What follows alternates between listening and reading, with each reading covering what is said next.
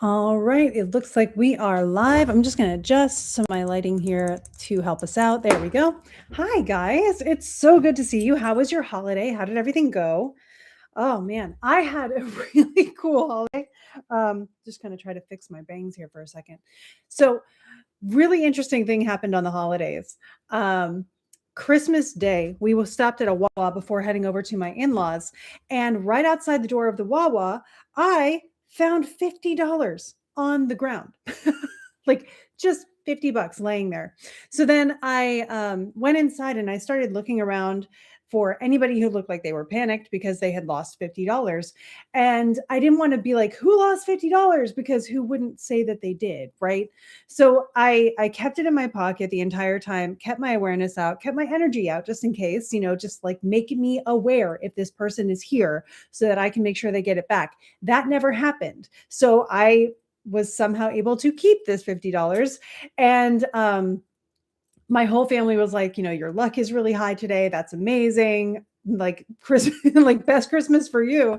And I was like, yeah, that's really weird right now, considering like my astrology and everything that's happening right now. Like, this isn't the day for like massive luck. What's going on? Well, later, it was as if the universe had prepaid me because yeah, I bet AJ, I smacked my head off the corner of a wall and have like a really lovely bruise and went into like immediate shock. You know how like you smack your head and your body's like, nope, we got to cry. And you're like, we're really fine, but okay, here's your minute, cry. So I've got like a lovely little bruise on my head now. But I got $50. So that's how that went. It was honestly a really good day. Stories are supposed to end with, and then I found $5 or $50, but this one started with it because it ended with, and then I gave myself basically a small concussion. But again, it all worked out. I had a really good day. I hope you guys have had a good time. It's been a really restful week, consciously, intentionally. And I am ready to be back with you all now. So we have a new moon coming up, or sorry, a full moon coming up in the sign of Cancer. And I really want to talk about it with you guys. So we can go over that together today as well if you're interested. And I hope you are, because I am. I think it's going to be really great. I'm going to move some stuff around on my computer to make sure that it's super easy to do everything we need to do. Great.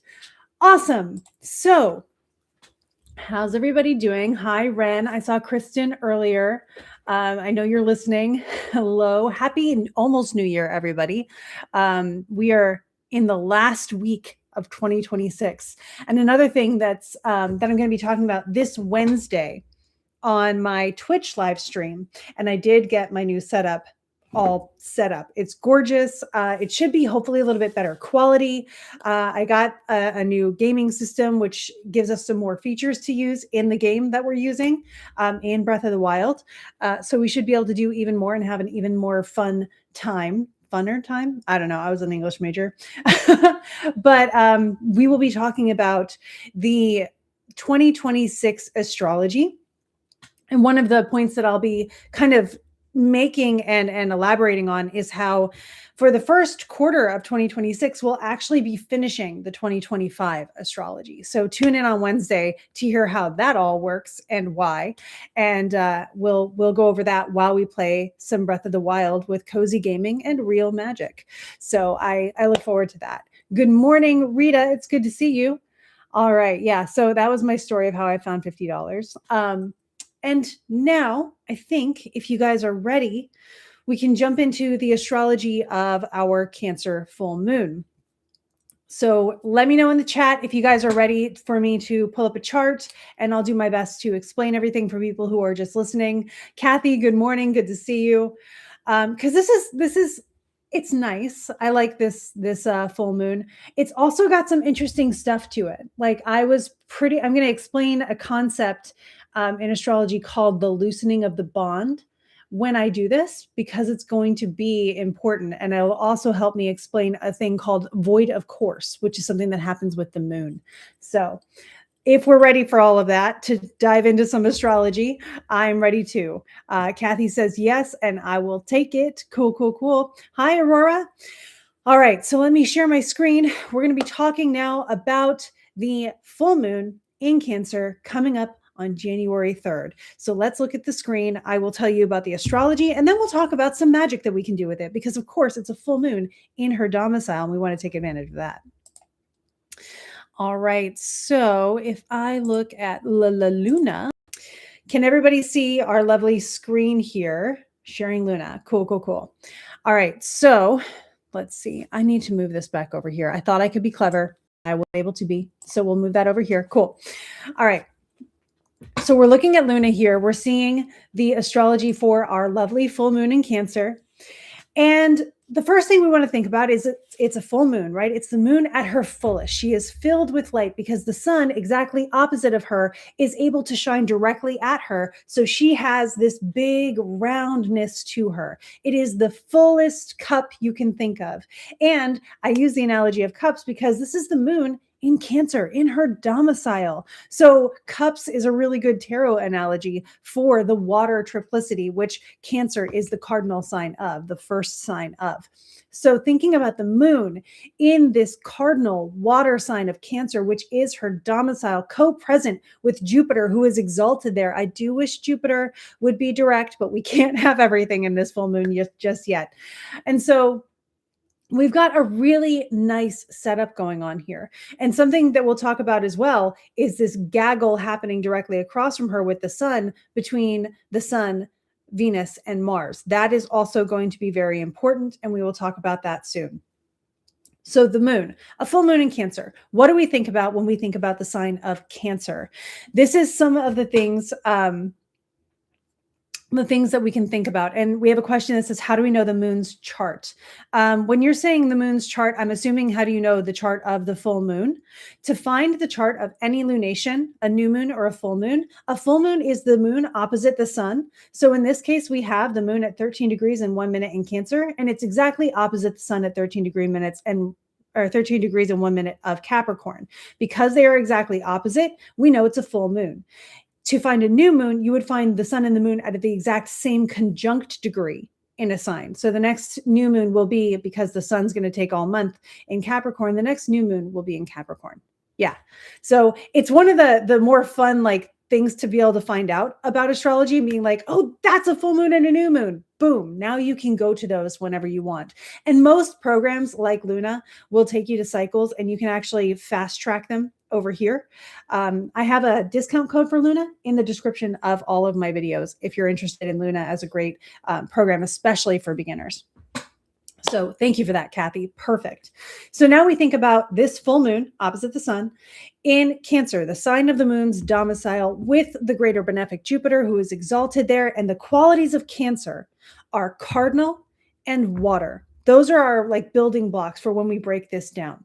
So when we think about it, we think water. Water, we are pretty familiar with, tends to bring about emotion, nurturing, cleansing, a lot to do with community and family and bringing things together, right? And a cardinal sign wants to instigate a lot of that, wants to stir it up and make it, create it, bring it into being. So a cardinal sign, and we have 4 cardinal signs in the zodiac. We have Cancer, we have Capricorn, we have Aries, and we have Libra. They are the signs that like to start things, particularly our seasons.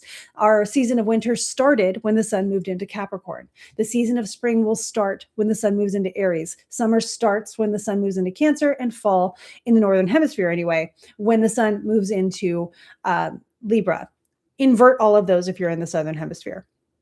So thinking about that cardinal beginning things, quality, and the moon being full in this watery sign, this is us having the fullness of the moon. And a full moon typically brings around a sense of not necessarily completion, but reflection, a fullness of awareness of something. When you think about the moon, and she's only like partly full, she's part dark, part light. So she kind of gets things. If we think about light as illumination and awareness and understanding, the full moon brings a fullness of understanding, which is why we have this wonderful opportunity to reflect at that time. And as the moon then begins to wane after she's full, we then banish or release, or however you want to say it, things that we now understand we no longer need. So we've taken all of that waxing moon time of the moon gaining in light. We've been gaining understanding. We've been gaining awareness. Now we have a fullness of that. So what fullness of awareness are you coming into in the Cancerian topics of community, nurturing, cleansing, family, or what feels like family? And so you might consolidate that into, where do I feel like I belong and am wanted the most without conditions? Where do I feel like I am accepted as who I am and who I want to be, and that I have a functional place in that circle or in that group or in that social sphere where I have something that makes me feel like I bring value and my value is appreciated. It has to be reciprocal, but not conditional. Conditional is, I would love you more if you smiled more, if your hair was blonde, if you were this or that you're not yet, right? Conditional love is a situation where it's like, you're great, but you could do more. Unconditional love is, wherever you're at, whatever you're going through right now, I'm here for you. I don't expect you to be any more or less than who you are, and I can accept that, whatever phase you're in. Remember, the sign of Cancer is very much like water. It's like the ocean. I like to think of it as the tides that are coming in and going out. The depth of the ocean, I relate to Pisces, but the tides at the shore of the ocean, that's so Cancerian to me, because it's constantly changing and moving in and out, and allowed to change.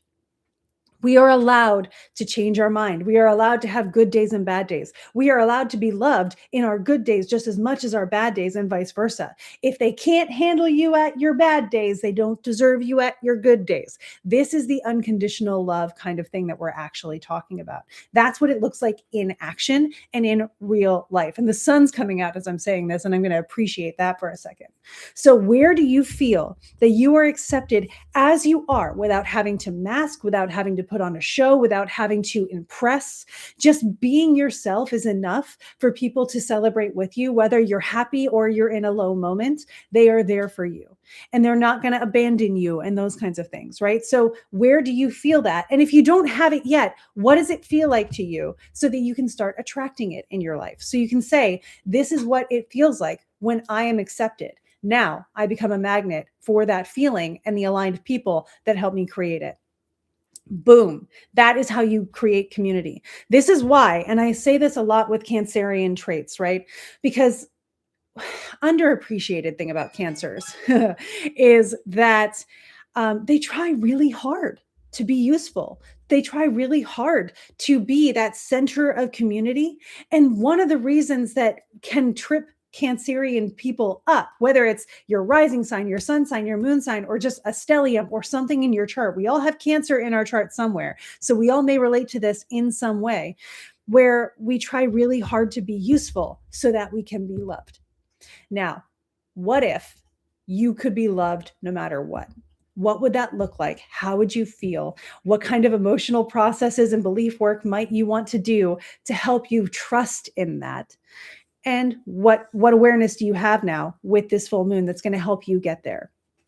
One of the things you can tell yourself, and I give you free rein to say this to yourself: I am great how I am, and I'm excited to help other people see how great they are. You can't. I'm not going to say you can't.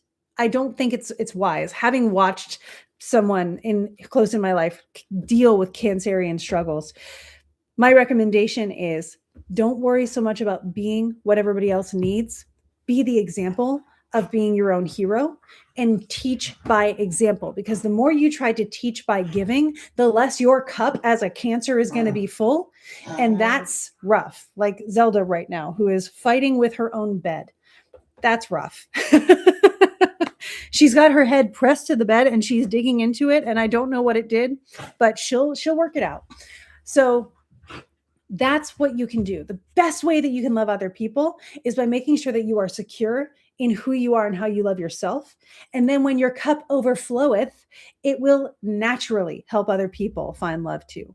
But if you don't have the oxygen mask on yourself, you're going to pass out and you're not going to be able to help anybody, right? So this is a very important reminder or just thing for cancers to have permission to keep in mind, because a lot of the time cancerian traits in people feel like they have to overgive and empty their cups for other people. Hey, Erroneous, good to see you. So if you relate to that in any way, check Cancer in your chart and see how this full moon may be helping you out with that. Again, if you're like, is this full moon going to feel extra for me, or is it something that I may not notice that much? The way we can find out and kind of anticipate that it might feel extra for you are a couple ways.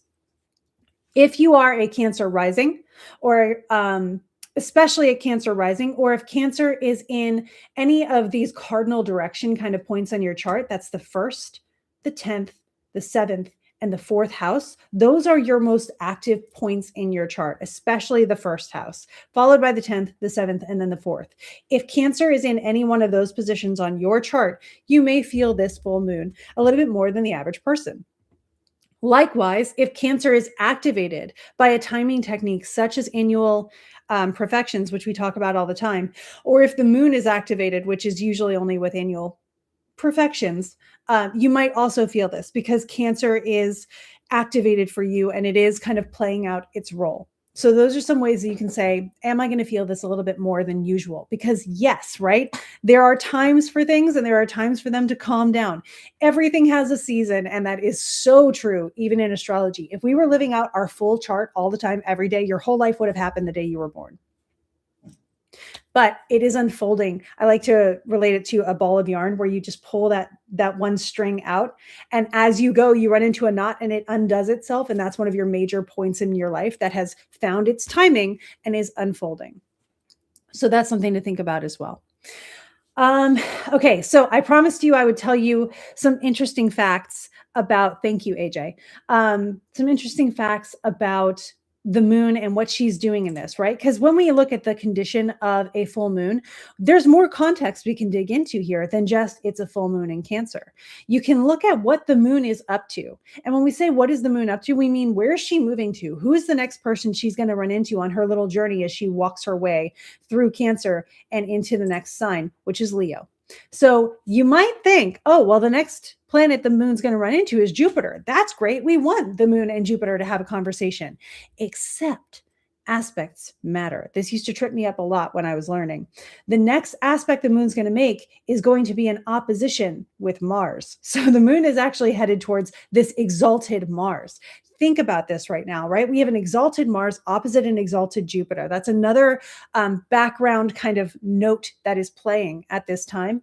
And the moon is going to go to Mars next. So we want to think about how our next actions are going to be, what they're going to mean for us, and just play in that little martial quality. Mars is in a pretty solid condition and will be over the course of this week. Mars, as you can see, the sun, who moves a little bit faster than Mars, is going to catch up with him. And so they are going to have their cazimi. Cazimi is the exact conjunction of the sun and especially one of the visible planets. That's the planets from the sun out to Saturn. You need a telescope to see the other ones typically. So we take these into consideration the most. And so when the sun meets up in exact conjunction with Mars, and we're in what the Hellenists would have said was enough for cazimi, I think, at this point. But in medieval eras, when they had more particular calculations, they took it to 17-degree minutes from the heart of the sun. So the sun has to get to like 14 degrees and within 17 minutes of that 32. I don't do math, I do astrology. Sorry, you guys. And so that's what we're thinking about here. So that cazimi is happening. The moon is going to meet up with Mars next within hours of the full moon. And then after that, she'll have a conversation with Jupiter. But Mars gets to add to the tone of this full moon just a little bit. So there might be more action. There might be more like, I'm going to go out and find my community. I'm going to take the first step. I'm going to, initiate a little bit more here. And I'm going to work on my confidence a little bit more and kind of list all the reasons why I'm a likable person, why I like myself, and then find people who also like those things, who balance me or compliment me or, whatever you want in a relationship, friendship, or otherwise. So those are things, again, that are going to play into this. Now, after that, after the moon meets up with Mars, the next thing as a Hellenistic astrologer that I look at is when the moon loosens the bond of this full moon with the sun. So the loosening of the bond with the sun happens roughly 15 degrees away from the sun. So if we would move the moon 15 degrees forward and make sure that she is more than 15 degrees away from this opposition of the sun, she's going to be just about at the end of Cancer. And after that, this is the interesting thing. There's a concept called a void of course moon. And we just talked about the moon about to talk to Mars and about to talk to Jupiter. She just finished a conversation with Venus. Like, she's making these aspects. She can form a line, she can see them. She can't see these signs, right? Until she gets into them. And then she can see a whole different range of signs. I talk about aspects and aspect theory in my Pop Stars course, and they make it really easy in there. But just trust me that from here, the moon has blind spots just like we do in a car.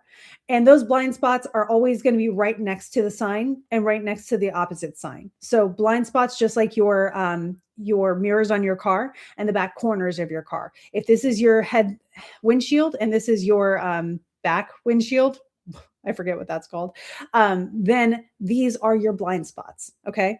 So when the moon moves over here, those blind spots are going to move as well. She's not going to talk to any planets aside from Pluto. But again, we're not really counting Pluto at this point because Pluto is not visible to the naked eye.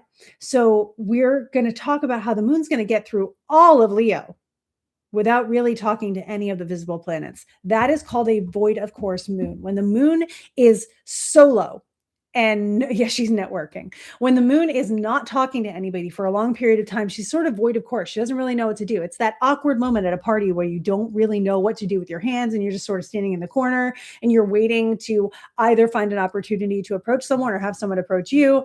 That's where the moon is going to be in the days following this. So she's going to meet up with Mars, but by the time she breaks her connection with the sun, she's going to just go solo for a bit. So this is an opportunity, again, if you want to take this into a more psychological interpretation, to really take the opportunity of this Cancer full moon and say, how can I nurture myself? How can I be comfortable in alone time with just me? What is it like to be in silence with myself? And, can I enjoy that? Perfect example of a way to do this: read a book in a lovely bath, because you will be fulfilling all of the check boxes that would go along with this, right? That is like one of the most magical things that you could do during this period of time. Now, this is going to be over a period of about 3 days that you'll be able to do this, right? So the 3rd through the 6th, and the 3rd, I believe, is a Saturday. So take the weekend, the 3rd, the 4th, and hey, if you can on the 5th, and just veg. Just do things you want to do. Like, if you didn't have to have any obligations, what would you do with your time? What would you do if you didn't have to meet anybody's expectations? What would you do if the only person you had to find the approval of was yourself?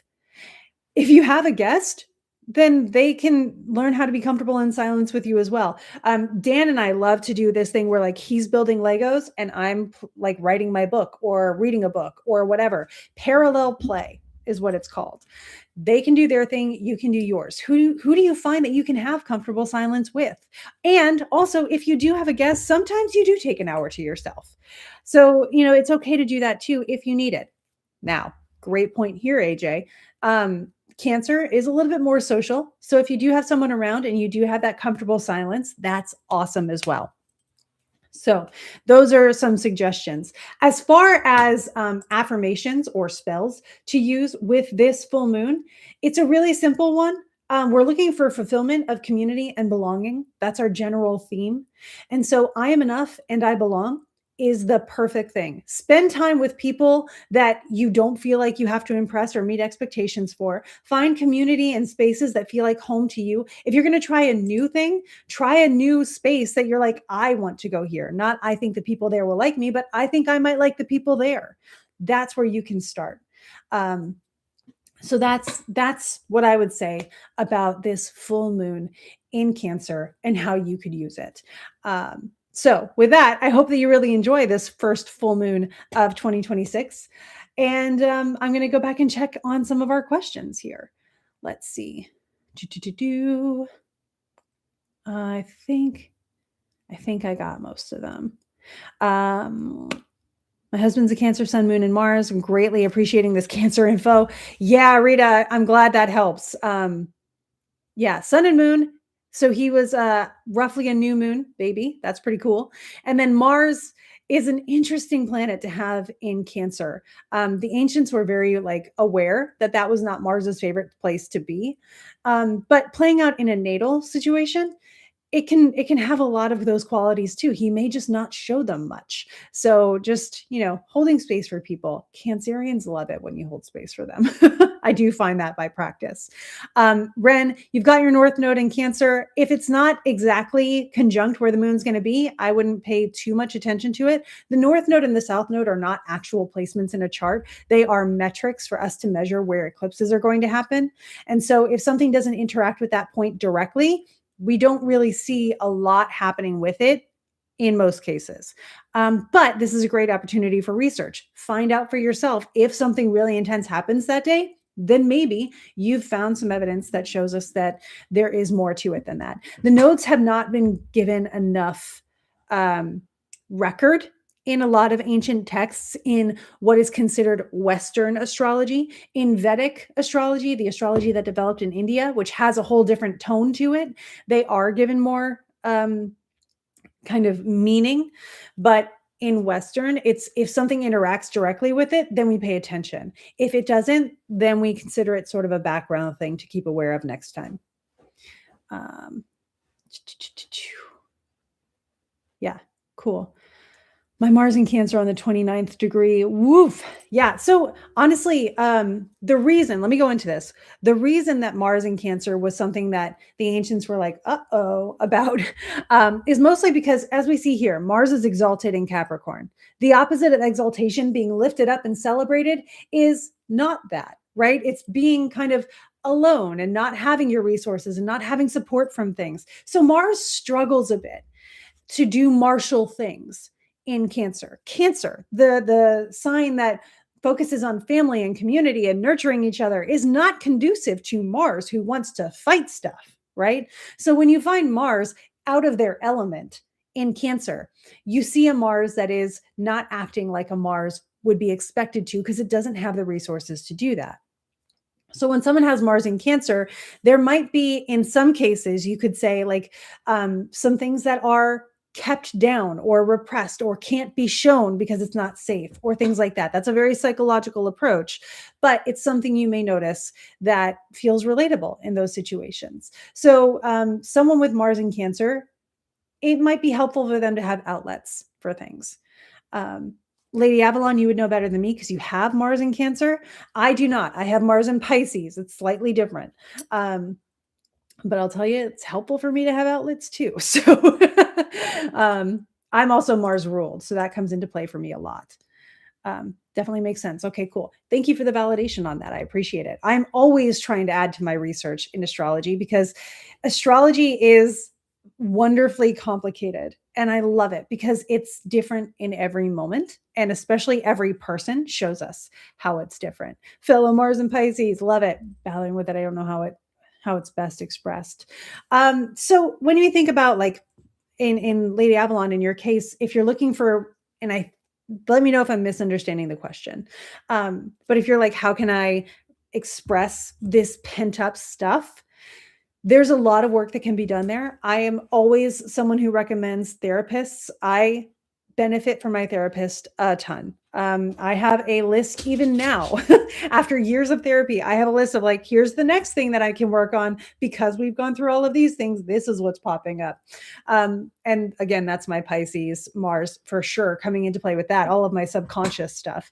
But giving yourself an outlet for any kind of quote unquote suppressed anger or energy that might not be able to get its way out. If you find yourself getting frustrated easily, that's an indication that maybe there is some energy that doesn't have an outlet, so you can give it an outlet. And I've talked to my therapist about this one, so I'll tell you what she told me. Giving yourself either art or going for a run or lifting weights. Sometimes if I can't like get myself to do an exercise or whatever, even just squeezing something can help with that.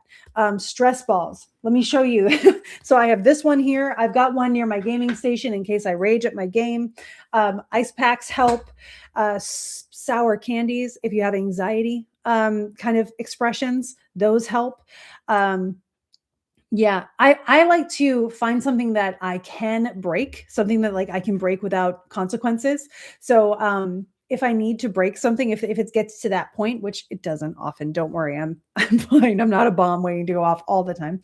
Um, but I will find something like a box that came in the mail and I'll just like tear it because that motion and the tensing of the muscles or something helps me get that energy out. So even if you do like tensing and releasing exercises, there are so many ways. Like to clean or change up your book organization. That's awesome. I find for me, going for a walk is one of the better things. I have to get up and move out of the position that I was in when I was frustrated. And if I can get up, and especially if I go for a walk and I get some air and my body's moving, it clears up my energy so fast. So those are some things that I would recommend. A 5-degree gap between the moon and your node. All the things you said about Cancer are definitely what I see when something's interacting with your node, though. Yeah, so that it makes sense, right? When something is in that sensitive point, it's sitting there and it's amplifying that for you. I like to think about the node spaces when there's no planet on them natally. They're just sort of little whirlpools. So when a planet's going through, it'll get in there and be like, whoa, and then it moves on. But you might notice, right? Kind of like those old penny things that you would see in restaurants. It's like the big yellow basin, and you would put your penny in and you just watch it go down. It's kind of like that. It's a very small one. They spin around for a second and move on, but you notice. That's where I'm at on my research on that for now. There's a lot of development that could happen there. But yeah, so welcome to 2026. This is our first lunation of it. And I hope, honestly, there's, like I said, a lot of opportunity. What I was recommending to my students is cleansing work. You can do a lot of good cleansing with the moon in Cancer. Those salt baths that we talk about, this is like your quintessential full moon, right? So, and it only happens once a year. A full moon in Cancer can only happen when the sun is in Capricorn, because that's the only time the moon can be opposite the sun in Cancer. And so in this time of year, we can have our full moon in Cancer. 6 months from now, when the moon is in Cancer, we will have our new moon in Cancer. And that's how you can also tell that. It's like a really at a glance thing. Where's the full moon going to be? Well, where's the sun? And what's the opposite sign to the sun? That's where the full moon's going to be. Where's the new moon going to be? Where's the sun? The moon's going to be there too, because it's a new moon. So that will be our new moon. And that's how you can tell what the sign is going to be, just by sort of mathing it out in your head. Window shopping is also fun. Agreed. Yep. I love that too. But yeah, Mars typically likes to be physically active in some way or another. And so when it's trying to wade through water and it can't move as much, giving it movement is going to be a nice form of outlet. Hopefully that helps. But yeah, walks for me, I'm not a cold person. This morning, I've started doing walks outside because I need vitamin D at this time of year, especially. But it's just, again, nice to be able to walk and manage my energy that way. And so this morning it was like 56 degrees outside, 59 degrees outside, and I got to go for a walk, and even the wind was mild. It was amazing. So if you have good weather for it, definitely go for a walk. Or if you're like me, get a lot of stuff to bundle up and go for a walk anyway. My dogs are very martial, and they need their energy to be expended a lot. So we actually, put them outside, send them off on zoomies. We have our living room set up so that they have a track to zoomie around the couch and go behind it and in front of it, because they need it. They need to have that energy expenditure. Otherwise, they might get into tiffs with each other. So thinking about that, right? Their outlet is zoomies, walks, playtime, going outside, all that stuff. And that's how animals do it. It's how I'm going to do it too. I can have zoomies. I can go for walks. I can have playtime. But those things are helpful. Yeah. Oh, thank you guys for all the great contributions and questions. This is awesome. So that's honestly like the highlight of the week for me as well. We do have on the 1st, on January 1st, Mercury will get the heck out of Sagittarius, which is nice because Mercury retrograded in Sagittarius and then went back into Scorpio for a second, went direct, and then on the 11th of December came back into Sagittarius and will now finish that journey. Mercury is not awesome in Sagittarius. It can create a bit of a distraction, shiny things situation, which is fine when you're being creative and all that kind of stuff. But if you're trying to get stuff logistically done, it's not super conducive to that. So with Mercury and Capricorn, we may have a better time of getting tasks accomplished as well. But yeah, I'll tell you what, next Monday, we're going to have a really interesting conversation because we've got some interesting transits coming up next 6th, 7th, and 9th. Those are the ones that I'm looking at a lot. The 6th is also Three Kings Day. So that's a perfect day to be doing some magic stuff. And we can talk about that next Monday as well, because the 6th is on a Tuesday. So you'll have time to prepare. Awesome. Awesome. Cool. Does anybody else have anything they want to share or talk about? It's your mood boost. I'm just here to help and facilitate it. How was your holiday? How did things go for you? Are you feeling rested, or do you have anything exciting that happened? Anything magical? Oh, do you want to hear a really cool healing story? So I'm going to preface this. Zelda is okay, but she did have a bit of an accident the day after Christmas where she kind of clipped her face on the corner of a cabinet, and she almost got her eye. Like her eye here, right along the line of it, had a little bit of a wound. And then also she'd gotten the corner kind of in her cheekbone there. And so she had a bit of like a slashy kind of puncture wound going on. She is my dog. But as Dan is incredible with dogs. He knows how to take care of dogs. He's been trained on it, which is great. I do first aid for people. He can do first aid for dogs. Together, we make like a really good response team. But she had this, and immediately we were like, okay, check on her, get some of the antiseptic, make sure she's got something here, but it wouldn't stop bleeding. And it's a small wound, right? And we're like, none of the vets are really open. Emergency stuff is going to be really expensive. We'll do it, but is it necessary? So I said to Dan, can you just let me do some magic for a second? So I put my hands over Zelda's face, and she calmed down as soon as I started working my energy up. And I did literally it's called a stop bleeding spell. And I use it on myself all the time because I get nosebleeds because I take blood thinners. So if I get a nosebleed and I just don't have time for it, I do a stop bleeding spell and it stops. It'll be bone dry.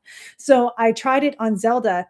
And as soon as I finished the stop bleeding spell, the wound stopped bleeding and you could see it start closing up. There was a little bit of swelling still. And of course, we still took care of it. We still put on, all this stuff to make sure it didn't get infected and all those things. We treated it like an open wound. But by the next morning, you couldn't even tell. Like right now, if I look at it, it looks like a little bit of scab, and that's it. So just if you're ever wondering and you don't have stories for yourself just yet that help you believe that these things can work, this stop healing spell or stop bleeding spell, I use it all the time. It's kind of embarrassing how often I use it, but it's one that I use enough that I have it memorized. And I'll tell you, here's another thing about especially folk magic. And I have this approved by one of my magical mentors. His name is Eric Purdue. He translated the 3 books of occult philosophy by Cornelius Agrippa. And I study with him this book on how magic works, how to do it specifically. What is that? It's like the whole magical theory. It's intense. But one of the things that we agree on is it's not necessarily getting it perfectly right, especially with folk magic. With astrological magic, you're trying to fine tune stuff. So you want to be a little bit more particular. But with folk magic, it's like I didn't even have the words right in my head because I was like, this is the day the wound was made, blood, you have to stop, blah, blah, blah. And I was like, but you know what I'm saying. You know what I'm saying. And I need to make sure that my energy is going here. I need to make sure that she's calm, and I need to get it done in enough time that she doesn't get restless. And it still worked. That's how it is. Like there are some spells that I know the gist of them. I don't have them perfectly memorized, and they still work. So I do want to kind of give everybody that permission to just know it's very much more the feeling of knowing the spell, along with the words that help you structure it. It kind of gives form to the spell and the intention of it. But same way as you can think something vividly, you can use that in a spell form too, and just be like, here's what the spell is. I know it, and this is what it means. Work. Um, Sometimes in an emergency, you can do that and it works just as well. She is fine. She is a good little girl. I don't know where she is right now. She's not fighting with her bed anymore. But yeah. Oh, yeah. I guess I can take the chart down, huh? Yeah. Cool. So Zelda is okay. How do you work or understand the different aspects like a square or opposition? Ren, that honestly is something that I teach in Pop Stars. Different aspects have different natures to them. So if we're talking, I can share this right now, and this will be kind of like 001, but hopefully it helps enough. This is something that helps me remember things. A conjunction is just the two planets blending themselves together. So it's like you put both planets in a blender and they are one now. An opposition, they're opposing each other. They put that line between them. It creates some tension. So we think, okay, this creates tension between the two planets. They're playing tug of war. It is given the nature in traditional astrology of Saturn. So it's very Saturnian in the way that it can create energy between those two planets. A trine, which is a 120-degree line between the two planets, it would make a triangle if three of them were involved. It's usually a blue line. The trine will connect the same element to the same element. So those two planets will either both be in water, both be in fire, both be in air. They have that in common. And so it creates an ease between them. It's got the nature of Jupiter. So it's lucky. It helps things. It's really easy. The next one would be a square. So it's a 90-degree situation between the two planets, usually a red line. You're going from a cardinal sign to a cardinal sign. So they have the same modality. That has the nature of Mars. There's going to be some action or conflict or something. I like to think about it as it's a square, right? So you have to try to look at this person. You have to try and make an effort to see and understand what's going on. It's almost like you're looking around a corner, right? So it takes some effort. It takes some action, and there could be some challenge to like working your way around it. Nature of Mars. And then finally, the sextile is you're just skipping one sign over. And so they will share the same gender nature, gender, not sex, totally different thing. Gender was understood to be a spectrum in ancient times. And so it'll be a like feminine to a feminine sign, or you could say yin to a yin sign, however you want to express that. And so those are the nature of Venus. It creates opportunities. It's energy that is there. It's almost like the apple is ripe. You could take it if you want to, that kind of stuff. So that's your aspects in a nutshell. But for like really understanding it, that's some more time to talk about that. And I do cover it in Pop Stars. Yeah. So I hope that helps though. Just in general, those are some really helpful ways to think about it. Like, oh, it's a square aspect. That's the nature of Mars. So between the sun and the moon, we see that they're having martial relations, which could be conflict, action, those kinds of things. Same for if you saw an opposition, you're like, they're having a very Saturnian conversation right now. There's tension in the air. Or, they're having a Jupiterian conversation right now. It's very lucky, happy-go-lucky, easy, lots of good, easy connection. And then a sextile would be like, oh, yeah, they're amicable. It works. Very friendly. It's fine. And so that's how I would summarize aspect theory in a very nutty nutshell. But I hope that helps, Ren. Yeah, great question. Yeah, cool. And I covered the square and the opposition in that. Cool. Yeah. So that's how stuff's been going around here. I also, over the nuggety nutshell, yes. I would say nougaty nutshell. That sounds really nice. Sorry, I must be hungry. But I did get a whole really lovely setup for our Wednesday Twitch streams.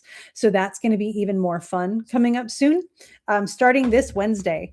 And I can't wait because that's going to be so much fun to play that game with you guys, which you guys are so fun to play that game with because you have Great suggestions, great questions. We have a really good time. I appreciate you all more than I can say.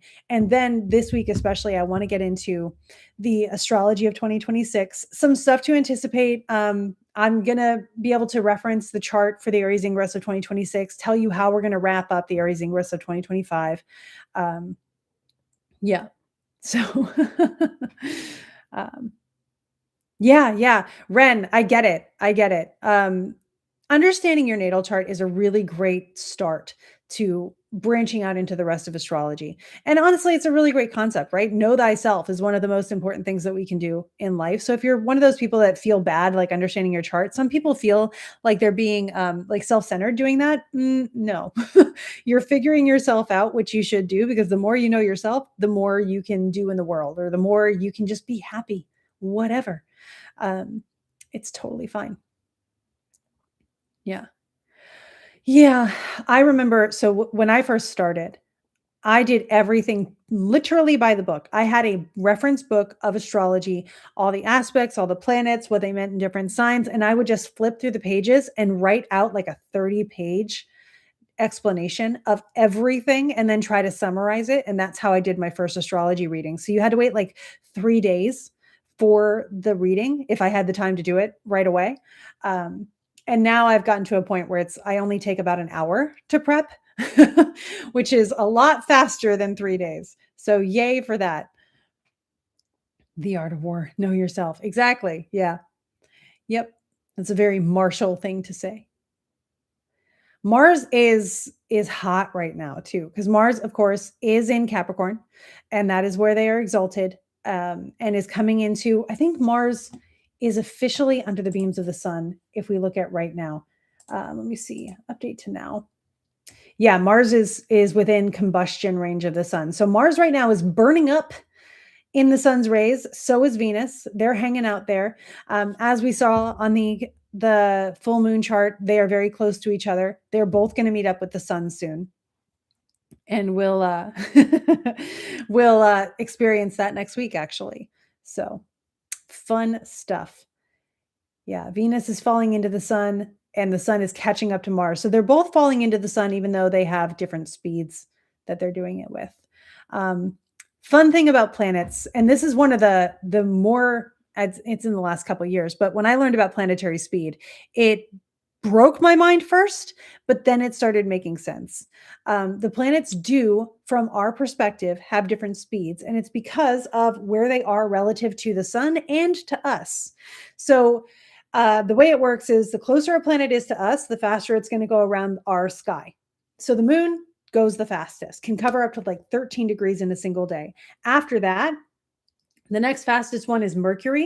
And it's because Mercury is moving fast around the sun. And so we see Mercury having a very quick orbit. Venus comes after that. She is the next fastest. And then the sun. Those are the faster ones. After that, we have to go past the asteroid belt, and Mars is the next fastest, followed by Jupiter and Saturn, which is the slowest of the visible planets. Moving onward from there, they only get slower. Pluto, for instance, can take 20 years to go through a single sign by our perspective, and can take 200 and some 200, like I think it's around 240 some odd years to go around the entire chart. That's a long time, considering the sun does it in a year, because we go around the sun in a year. It's a lot. So the planetary speeds really help once you get them memorized, because you're like, oh no, the sun's catching up to Mars, or Venus is catching up to the sun. And then it gets even more complex when you get into like that planet just came out of a retrograde, so it's not up to speed yet. And so the sun is pulling away, or however. Speaking of Venus, have you seen Bridgerton? Yes. King George in that series was into astrology, and there was mention of a Venus transit. Um, yeah, I don't remember which one it was. He might have just been talking about her becoming visible. She is the morning and evening star, so she is very bright in the morning and evening sky. So that's another thing, but I'm not really sure what transit he was talking about. It definitely was not a Cazimi with the sun, because you'd have to point your telescope at the sun. You wouldn't be able to see her anyway. So, but she's always somewhere between 45 degrees on either side of the sun. So something like that. She was probably becoming visible, and he was looking at her at that point. Um, But yeah, it's funny. I saw a Hallmark movie for Christmas recently that was talking about a Bethlehem star kind of thing. Um, and they were like, it's a Christmas star. It's so important. And the female lead in the movie was talking to the male lead, and he was passionate about astronomy and he was a teacher. And he was like, it's a conjunction of planets. And there's a theory that it is what the three wise men saw in Bethlehem. And totally accurate to that point. I was really impressed, except they were like, oh, it's going to happen on Christmas Eve. Okay, this is where I had to slow it down because here's my little rant about this Hallmark movie. Yes, one of the theories of the Bethlehem star that the three kings saw was that it was a conjunction between Saturn and Jupiter. And it would have been probably a pretty close conjunction for it to look like a single star.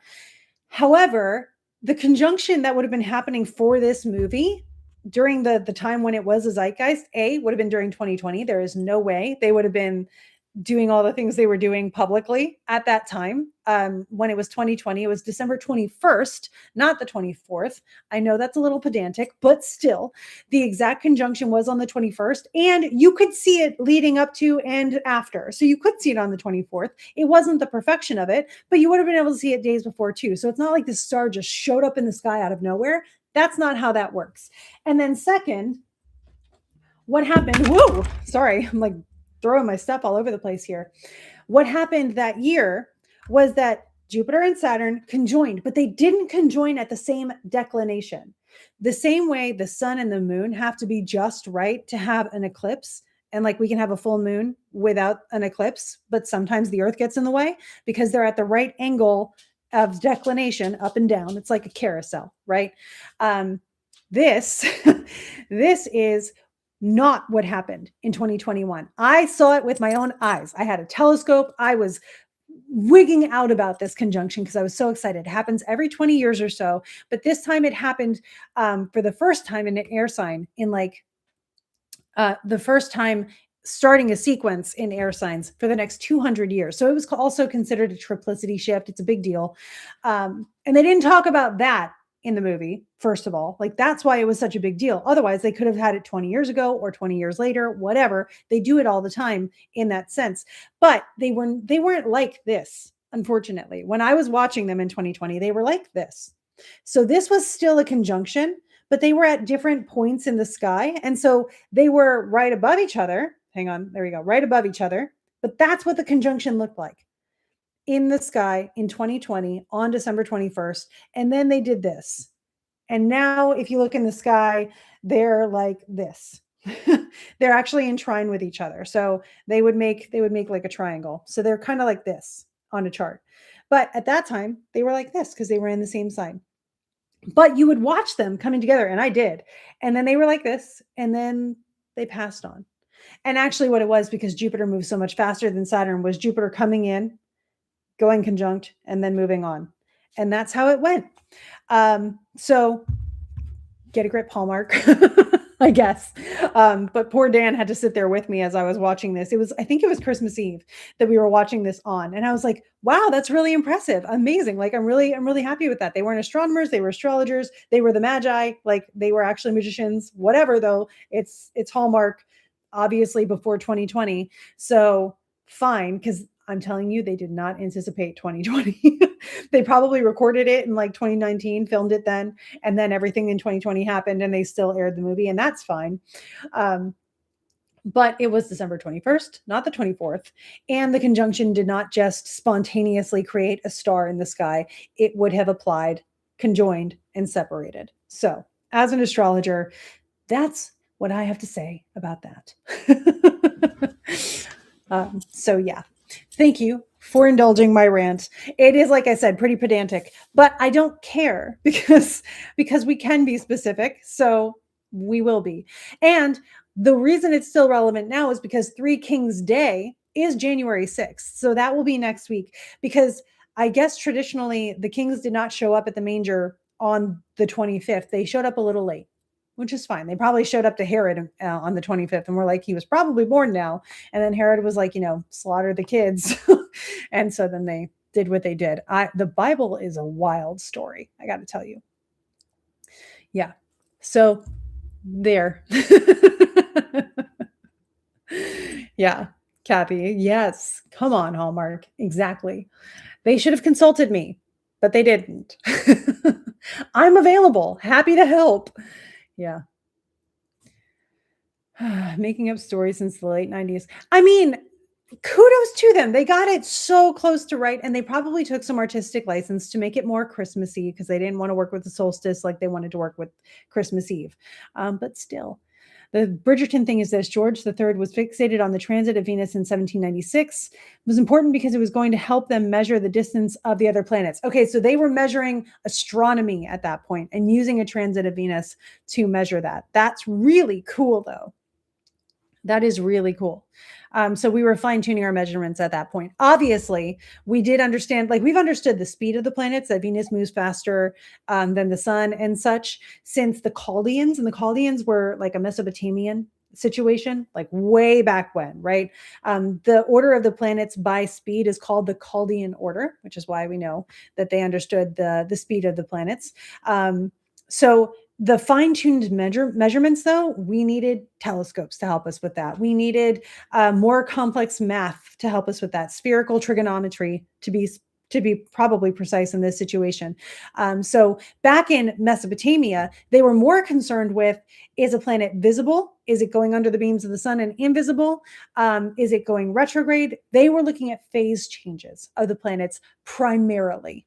And then as we went into the more Hellenistic era, we got more particular and broke it down into smaller measurements of things and started working with aspects a little bit more and all of that stuff. And we've been adding complications and specifications to it ever since, particularly in the Persian era, and then moving into the medieval era and onward, as you can see. Yep. Yep, he had those. He did. Yeah. Yeah. So back in Mesopotamia, their astrolabes were just written records. It wasn't an actual, hang on, you can see do that little guy up there, that circle thing. Hang on. Whoop, that circle thing is a paper astrolabe that would help you figure out daylight hours, positions of planets, all that stuff. And so that's what they used more in Hellenistic and definitely forward. But before that, they really just looked at stuff, wrote it down, and repeated to see what would happen. So yeah, fun stuff. Yeah, astrolabes are really fun. They also used sundials and water clocks back then. Sundials obviously were easier. They could tell you the length of the day, all that kind of stuff, the hour, where the sun was. You need a sundial to help you make the astrolabe work, which is really fun. And then water clocks were really cool. Hi, Shauna. Good to see you. Yeah, I'm actually studying water clocks right now because I'm using it in the book I'm writing. So a water clock was an ingenious mechanism where you would have, originally it would like track the hours in a day, but you could do it with the seasons. Like you can make a water clock tell time for a whole year. So what it is there's a basin of water and it feeds into another basin of water. And like the way the pressure works and all sorts of stuff plays into this. And so you would look at where the water level is, and that tells you what season you're in, what month you're in. Then you could have one for the day. Then you could have one for the hours. And I think they even had them down to minutes in like the Sumerian period. So we used copper at that time. They had access to those kinds of metals. And so their water clocks were literally clocks that based on the rate that the water would empty and refill, because they could refill themselves, at that rate, they'd be able to tell what time it was. So on a cloudy day, if your sundial wasn't working, you could check the water clock. And that would help them with things too. Again, you'd know what was going on and how much time had passed. So it was one of the first ways of measuring time. Yeah, water clock. All you need is some buckets, pipes, and water, and you can measure time. It's really cool stuff. Cool. Well, I think we have time for maybe one more question if anybody has one or anything like that. And we will be back next week. I will be here to do our mood boost. I'm, again, looking forward to Wednesday. If you haven't joined one of our Twitch streams yet, it's really fun. So feel free to join us. It's awesome. And then this Friday, we will have our Alchemist Ink spill again. A new episode of the podcast will air today. And I think as far as events go, that's where we're at this week.